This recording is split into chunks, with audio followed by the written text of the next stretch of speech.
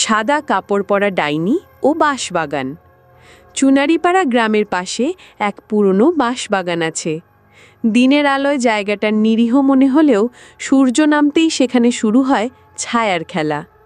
বলা হয় সেই বাঁশবাগানের রাতে এক সাদা কাপড় পরা ডাইনি ঘোরে। তার মুখ ঢাকা, পা উল্টো আর চোখ দুটো আগুনের মতো জ্বলজ্বলে। এক সন্ধ্যায় গ্রামের দুজন তরুণ, রাজু আর বিক্রম, তাদের সাহস দেখাতে বাঁশবাগানের ভেতরে ঢুকে পড়ল।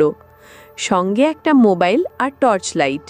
হাঁটতে হাঁটতে হঠাৎ তারা টের পেল চারদিক নিস্তব্ধ হয়ে গেছে, এমনকি ঝিঁঝি পোকাও চুপ।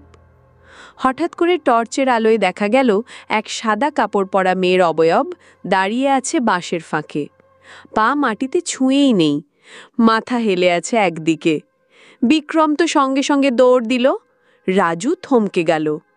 ডাইনিটা ধীরে ধীরে এগিয়ে এলো আর একটা ফিসফিসে কণ্ঠে বলল, আমার দেহ কেউ খুঁজে পায়নি, আমি এখানেই বেঁচে আছি, মাসের ভেতরে। রাজু চোখ বন্ধ করে জপতে লাগলো মন্ত্র। আচমকা এক ঝটকায় হাওয়ার দমক উঠল। চারদিকে বাঁশগুলো একসাথে দুলে উঠল আর সেই সাদা অবয়বটা মিলিয়ে গেল।